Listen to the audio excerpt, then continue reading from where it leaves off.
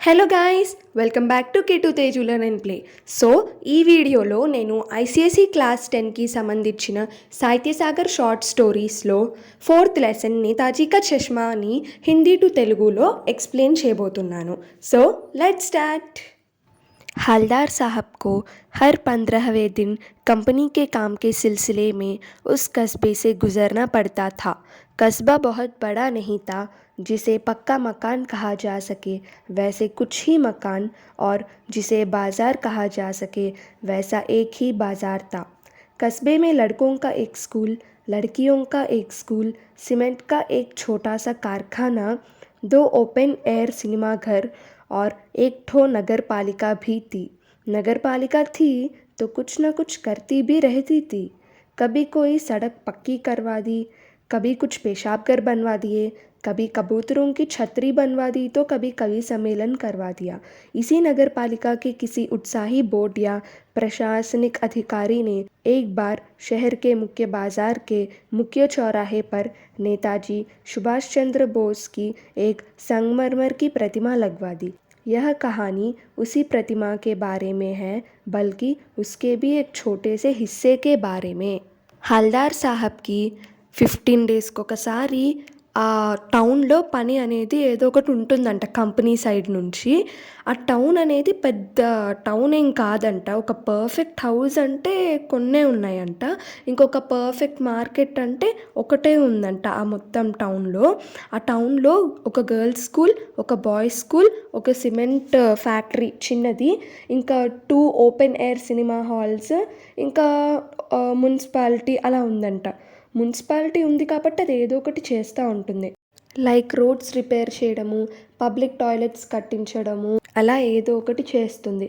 ఇలా ఒకసారి మున్సిపాలిటీ నేతాజీ సుభాష్ చంద్ర బోస్ది మార్బుల్తో ఒక పెద్ద స్టాచ్యూ చేయించిందంట. ఎక్కడ? ఆ టౌన్లో 4 రోడ్స్ కలిసే ఒక చోట, అంటే చౌరాహా, అక్కడ కట్టించిందంట. ఈ స్టోరీ ఆ స్టాచ్యూదే కాదు, ఆ స్టాచ్యూలో ఒక చిన్న పార్ట్కి సంబంధించింది.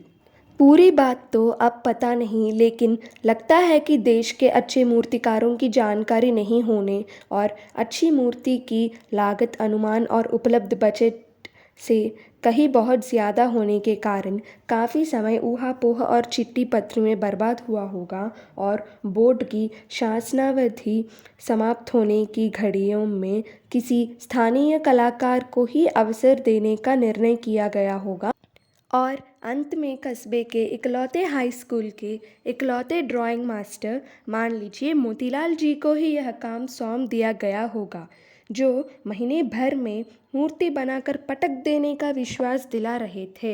ఈ స్టాచ్యూని కట్టియటానికి మంచి స్కల్ప్టర్స్ కానీ ప్రొఫెషనల్ స్కల్ప్టర్స్ గురించి తెలియకపోవడం వల్ల, ఇంకా మంచి స్టాచ్యూ కట్టడానికి అంత హై బడ్జెట్ లేకపోవడం వల్ల మున్సిపాలిటీ ఏమనుకుందంటే ఒక లోకల్ ఆర్టిస్ట్కే ఇద్దాము అని. టౌన్లో ఒక హై స్కూల్ ఉందంట, దానిలో ఒక డ్రాయింగ్ మాస్టర్ ఉన్నారు, మోతీలాల్జీ. సో ఆయనకి ఈ పని చెప్పేశారు. మోతీలాల్జీ ఏమన్నారంటే, నేను ఇది 1 మంత్లో చేసేస్తాను మొత్తము, ఇది నా ప్రామిస్ అని అంటారు. जैसा कि कहा जा चुका है, मूर्ति संगमरमर की थी. टोपी की नोक से कोट के दूसरे बटन तक कोई 2 फुट ऊंची, जिसे कहते हैं बेस्ट और सुंदर थी. नेताजी सुंदर लग रहे थे, कुछ कुछ मासूम और कमसिन, फौजी वर्दी में. मूर्ति को देखते ही दिल्ली चलो और तुम मुझे खून दो वगैरह याद आने लगते हैं. इस दृष्टि से यह सफल और सराहनीय प्रयास था. केवल एक चीज़ की कसर थी जो देखते ही खटकती थी.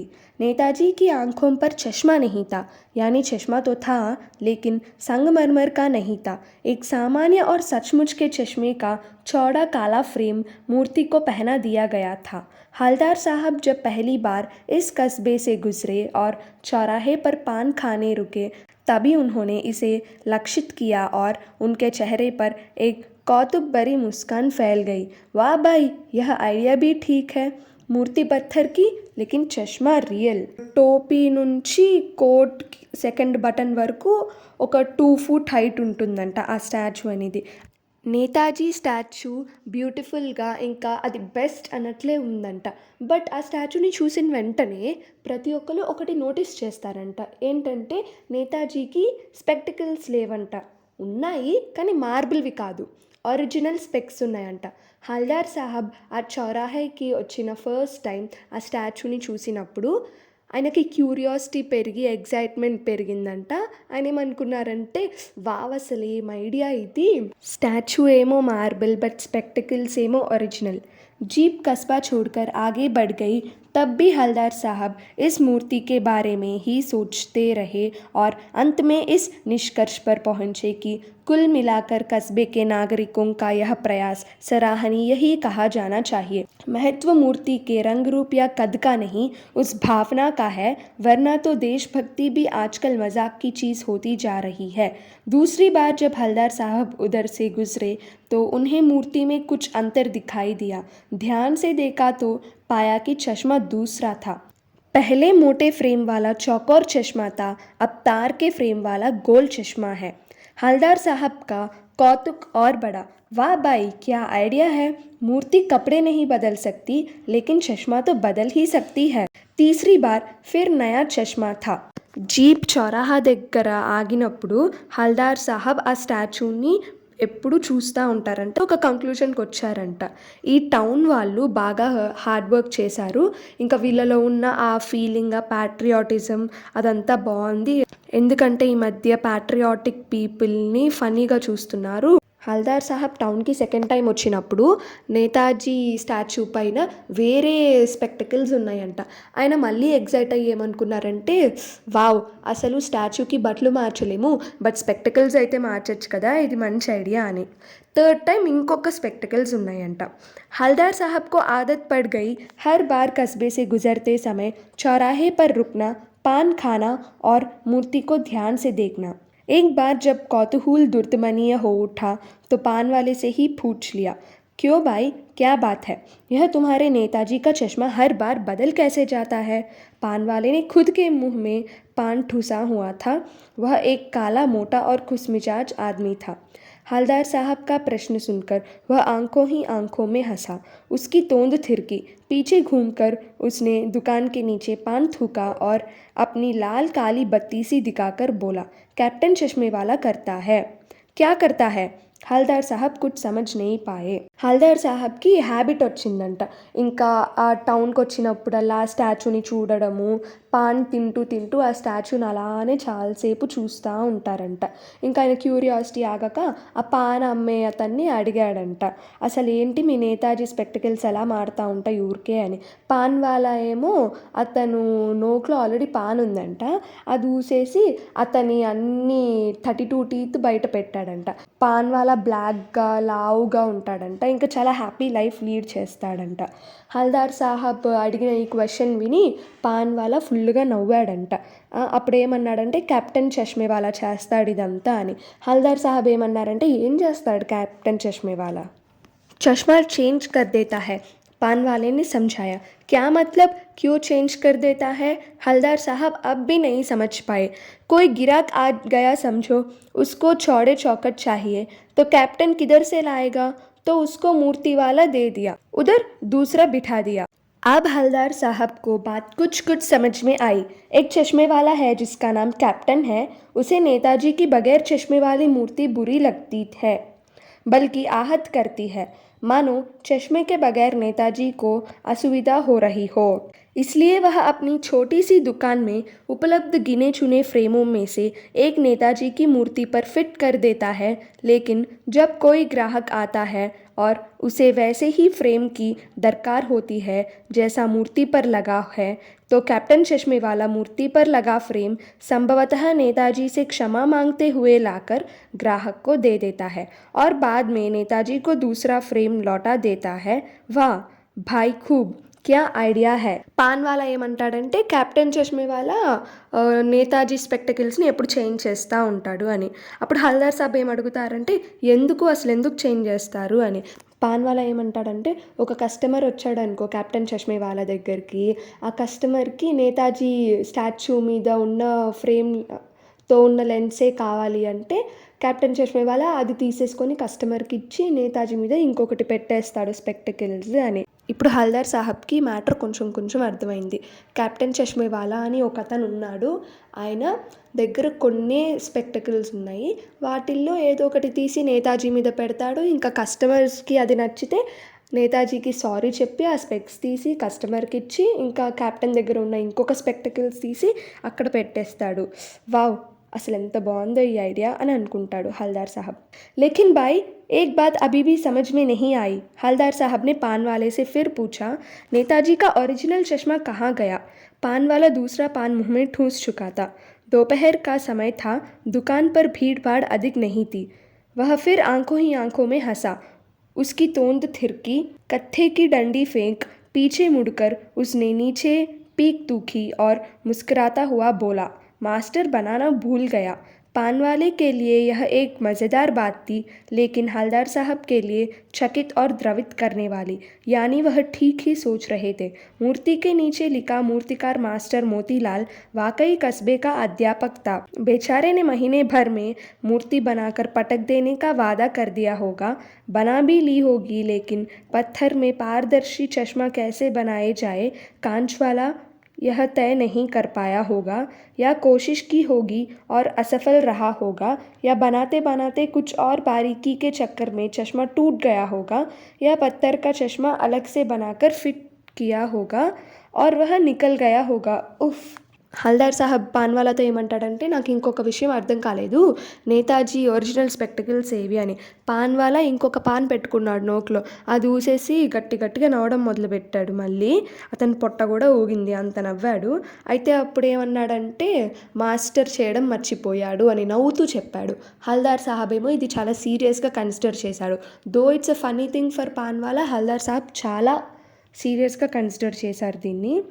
హల్దార్ సాహబ్ అనుకున్నట్లే ఆ టౌన్లో మాస్టర్ మోతీలాల్ ఉన్నారు. ఆయనకు అర్థం కాలేదనుకుంటా మార్బుల్తో ట్రాన్స్పరెంట్ స్పెక్టకిల్స్ ఎలా చేయాలో, లేకపోతే ఆల్రెడీ చేసినప్పుడు అది లూజ్ అయ్యి పడిపోవడమో పగిలిపోవడమో పోవటమో అలా చాలా చాలా ఊహించుకున్నారు హల్దార్ సాహబ్। हलदार साहब को यह सब कुछ बड़ा विचित्र और कौतुक भरा लग रहा था। इन्हीं ख्यालों में खोए खोए पान के पैसे चुकाकर चश्मे वाले की देशभक्ति के समक्ष नमस्तक होते हुए वह जीप की तरफ चले, फिर रुके, पीछे मुड़े और पान वाले के पास जाकर पूछा, क्या कैप्टन चश्मेवाला नेताजी का साथी है या आज़ाद हिंद फौज का भूतपूर्व सिपाही? पान वाला नया पान खा रहा था। पान पकड़े अपने हाथ को मुंह से 1.5 इंच दूर रोककर उसने हलदार साहब को ध्यान से देखा, फिर अपनी लाल काली बत्ती सी दिखाई और मुस्कुराकर बोला, नहीं साहब, वो लंगड़ा क्या जाएगा फौज में, पागल है पागल, वो देखो वो आ रहा है, आप उसी से बात कर लो, फोटो वोटो छपवा दो उसका कहीं। హల్దార్ సాహబ్కి ఇది చాలా విచిత్రంగా అనిపించిందంట. కెప్టెన్ చష్మేవాలాకి ఉన్న దేశభక్తిని చూసి ఆయన దానికి సెల్యూట్ చేస్తున్నట్టు, రెస్పెక్ట్ చేస్తున్నట్టు అనుకున్నారు హల్దార్ సాహబ్. కెప్టెన్ చష్మేవాలా నేతాజీ కో సోల్జరా లేకపోతే ఆజాద్ హింద్ ఫౌజ్లో రిటైర్డ్ సోల్జరా అని. పాన్వాలా ఇంకొక పాన్ తినబోతున్నాడంట, కానీ అది తినడం ఆపి అతని 32 టీత్ చూయించి ఒక చిన్న స్మైల్ ఇచ్చి అన్నాడంట, కాదు సార్, ఆ కుంటివాడు సోల్జర్ అవ్వటం ఏంటి, వాడికి అసలు మెంటల్, చూడు అక్కడ వస్తున్నారు, ఇప్పుడు వెళ్ళి మీరు అతనితోనే మాట్లాడండి, ఫోటోనో ఏదో ఒకటి తీసుకొని ఎక్కడో చోట పబ్లిష్ చేపియండి అయింది, వెళ్ళండి అని. हलदार साहब को पान वाले द्वारा एक देशभक्त का इस तरह मजाक उड़ाया जाना अच्छा नहीं लगा। मुड़कर देखा तो अवाक रह गए। एक बेहद बूढ़ा मरियल सा लंगड़ा आदमी, सिर पर गांधी टोपी और आंखों पर काला चश्मा लगाए, एक हाथ में एक छोटी सी संदूकची और दूसरे हाथ में एक बांस पर टंगे बहुत से चश्मे लिए, और अभी अभी एक गली से निकला था और अब एक बंद दुकान के सहारे अपना बांस टिका रहा था। तो इस बेचारे की दुकान भी नहीं, फेरी लगता है। हलदार साहब चक्कर में पड़ गए। पूछना चाहते थे, इसे कैप्टन क्यों कहते हैं, क्या यही इसका वास्तविक नाम है? लेकिन पान वाले ने साफ बता दिया था कि अब वह इस बारे में और बात करने को तैयार नहीं। ड्राइवर भी बेचैन हो रहा था, काम भी था। हलदार साहब जीप में बैठकर चले गए। హల్దార్ సాహబ్‌కి అస్సలు నచ్చలేదంట. ఒక పాట్రియాటిక్ పర్సన్‌ని పాన్వాలా ఇలా అవమానించడం. వెనకాలకి తిరిగి చూస్తే హల్దార్ సాబ్ షాక్ అయ్యారంట. కెప్టెన్ చష్మీవాలా చాలా ముసలాయనంట. తల మీద గాంధీ టోపీ పెట్టుకున్నారంట. ఇంకా కళ్ళకి బ్లాక్ స్పెక్టకల్స్ పెట్టుకున్నారంట. ఆయన కుంటివారంట. సో, ఒక చేతిలో ఒక బాక్స్ పట్టుకున్నారంట. ఇంకొక చేతిలో ఇంకొక సపోర్ట్ లాంటి దానికి స్పెక్టకల్స్ హ్యాంగ్ చేసి ఉన్నాయంట. నడుస్తూ నడుస్తూ ఒక క్లోజ్డ్ షాప్ దగ్గరికెళ్ళి అక్కడ కూర్చున్నారంట. హల్దార్ సాబ్ అనుకున్నారు, పాపం అసలు ఈయనకొక షాప్ కూడా లేదే అని. హల్దార్ సాహబ్ పాన్వాలాని అడగాలనుకున్నారంట, అసలు ఇతన్ని కెప్టెన్ అని ఎందుకు అంటారని. బట్ పాన్వాలా క్లియర్ కట్గా చెప్పేశాడంట, I don't want to talk about this matter anymore అని. సో ఇంకా హల్దార్ సాహబ్ పాన్వాలాని అడగలేదు. పైగా హల్దార్ సాహబ్ ఒక వర్క్ కూడా ఉందంట, డ్రైవర్ రిమైండ్ చేశారు మీకు ఇలా వర్క్ ఉంది అని. 2 साल तक हलदर साहब अपने काम के सिलसिले में उस कस्बे से गुजरते रहे और नेताजी की मूर्ति में बदलते हुए चश्मे को देखते रहे। कभी गोल चश्मा होता तो कभी चौकोर, कभी लाल, कभी काला, कभी धूप का चश्मा, कभी बड़े कांचों वाला गोगो चश्मा, पर कोई ना कोई चश्मा होता ज़रूर। उस धूल भरी यात्रा में हलदर साहब को कौतुक और प्रफुल्लता के कुछ क्षण देने के लिए फिर एक बार ऐसा हुआ कि मूर्ति के चेहरे पर कोई भी कैसा भी चश्मा नहीं था। उस दिन पान की दुकान भी बंद थी, चौराहे की अधिकांश दुकानें भी बंद थी। 2 years వరకు హల్దార్ సాహబ్ ఈ టౌన్లో పనుండి వచ్చిపోతూ ఉంటారంట. ఇంకా చేంజ్ అయ్యి నేతాజీ స్పెక్టకల్స్ని చూస్తూ ఉంటారంట. ఆయన కొంచెం క్యూరియాసిటీగా ఆలోచించడానికి ఇంకా అది ఆయనకు ఒక పర్ఫెక్ట్ టైం అన్నట్టు అనుకుంటారంట. కానీ ఒకసారి హల్దార్ సాహబ్ వచ్చినప్పుడు అసలు ఎలాంటి స్పెక్టకల్స్ అయితే లేవంట ఆ స్టాచ్యూ మీద. పాన్ స్టాల్ కూడా మూసేసి ఉందంట. ఆ చౌరాహాలో చాలా వరకు షాప్స్ కూడా మూసేసి ఉన్నాయంట. अगली बार भी मूर्ति की आंखों पर चश्मा नहीं था। हलदार साहब ने पान खाया और धीरे से पान वाले से पूछा, क्यों भाई क्या बात है, आज तुम्हारे नेताजी की आंखों पर चश्मा नहीं है? पान वाला उदास हो गया। उसने पीछे मुड़कर मुंह का पान नीचे थूका और सिर झुकाकर अपनी धोती के सिरे से आंखें पोंछता हुआ बोला, साहब कैप्टन मर गया। और कुछ नहीं पूछ पाए हलदार साहब। कुछ पल चुपचाप खड़े रहे, फिर पान के पैसे चुकाकर జీప్ में आ बैठे और రవాణా हो गए। నెక్స్ట్ టైం హల్దార్ సాహబ్ వచ్చినప్పుడు కూడా ఎలాంటి స్పెక్స్ లేవంట నేతాజీకి. సో పాన్ వాళ్ళని అడిగాడంట, ఏంటి భయ్యా అసలు మీ నేతాజీకి ఏంటి స్పెక్టకల్స్ లేవు అని. పాన్ వాళ్ళ కొంచెము సాడ్ ఎక్స్ప్రెషన్ పెట్టి వెనక్కి తిరిగి పాన్ ఊసేసి అతని ధోతీతో కళ్ళనీళ్ళు తుడుచుకొని అంటాడంట, సాహబ్ కెప్టెన్ చష్మేవాలా చనిపోయాడని. ఇంకా హల్దార్ సాహబ్కి నోట్లో మాటలు లేవు, అసలు ఏం అడగలేకపోయారంట. కామ్గా పాన్కి మనీ ఇచ్చేసి ఇంకా వెళ్ళిపోయారంట. बार बार सोचते क्या होगा उस कौम का जो अपने देश की खातिर घर गृहस्थी जवानी ज़िंदगी सब कुछ होम कर देने वालों पर भी हंसती है और अपने लिए बिकने के मौके ढूंढती है। दुखी हो गए। 15 दिन बाद फिर उसी कस्बे से गुजरे। कस्बे में घुसने से पहले ही ख्याल आया कि कस्बे की हृदय स्थली में सुभाष की प्रतिमा अवश्य ही प्रतिष्ठापति होगी, लेकिन सुभाष की आंखों पर चश्मा नहीं होगा क्योंकि मास्टर बनाना भूल गया और कैप्टन मर गया। आज वहाँ रुकेंगे नहीं, पान भी नहीं खाएंगे, मूर्ति की तरफ देखेंगे भी नहीं, सीधे निकल जाएंगे। ड्राइवर से कह दिया, चौराहे पर रुकना नहीं, आज बहुत काम है, పాన్ ఆగే కహీ ఖాలేంగే। హల్దార్ సాహబ్ మాటి మాటికి ఆలోచిస్తూ ఉన్నారంట, అసలు ఎన్నో సాక్రిఫైజెస్ చేసి మన సిటిజన్స్ కోసము బార్డర్ దగ్గర నించునే సోల్జర్స్ని కూడా ఈ కాలంలో అవమానిస్తున్నారు, ఇంకా అసలు వాళ్ళ సంగతి ఏంటి అని. 15 days అయ్యాక హల్దార్ సాహబ్కి మళ్ళీ టౌన్లో పని పడిందంట. సో ఆయనకి ముందే తెలుసు నేతాజీకి స్పెక్టకల్స్ ఉండవు అని. ఆయన డ్రైవర్తో చెప్పారంట, ఇవాళ చాలా వర్క్ ఉంది నాకు, నేను ఇక్కడ పాన్ తినను, ఎక్కడ నా తర్వాత తింటాను, అసలు నువ్వు చౌరాహా దగ్గర ఆగకు అని. लेकिन आदत से मजबूर आंखें चौराहा आते ही मूर्ति की तरफ उठ गई। कुछ ऐसा देखा कि चीखे, रोको। जीप स्पीड में थी, ड्राइवर ने ज़ोर से ब्रेक मारी। रास्ता चलते लोग देखने लगे। जीप रुकते ना रुकते हलदर साहब जीप से कूदकर तेज़ तेज़ से मूर्ति की तरफ लपके और उसके ठीक सामने जाकर अटेंशन में खड़े हो गए। मूर्ति की आंखों पर सरकंडे से बना छोटा सा चश्मा रखा हुआ था, जैसा बच्चा बना लेता है। हलदर साहब भावुक है, इतनी सी बात पर उनकी आंखें भर आई। హల్దార్ సాహెబ్‌కి ఇంకా అది రొటీన్ అయిపోయింది. చౌరాహేకి వచ్చినప్పుడల్లా నేతాజీని చూడటము, ఆ డిఫరెంట్ డిజైన్ స్పెక్స్‌ని చూడటం. సో, ఎప్పటిలాగే చూసారంట. చూసిన వెంటనే ఆయన షాక్ అయ్యి స్టాప్ అని చెప్పారు డ్రైవర్‌కి. డ్రైవర్ సడన్ బ్రేక్ ఏసినప్పుడు కార్ ఆగని స్థితిలో ఉన్నప్పుడు ఆయన కారు నుంచి గబుక్కున బయటకొచ్చేసి నేతాజీ ఎదురుగా ఎళ్లి అటెన్షన్ పొజిషన్‌లో నించున్నారంట. స్టాచ్యూ మీద సర్కండే అని ఒక ప్లాంట్‌తో చేసిన స్పెక్టకల్స్ ఉన్నాయంట. వాటితో పిల్లలు ఆడుకుంటారు. అవి అలా ఉన్నాయంట చూడ్డానికి. దీనికి హల్దార్ సాబ్ బాగా ఎమోషనల్ అయిపోయారంట. ఇంకా ఆయన కన్నీళ్ళు వచ్చేసాయంట. So that's all guys. ఈ లెసన్ అయిపోయింది. All the best for tomorrow's board exam and comment down the next lesson for which you want an explanation video like this. Please like, share and subscribe to Kittu Teju Learn and Play.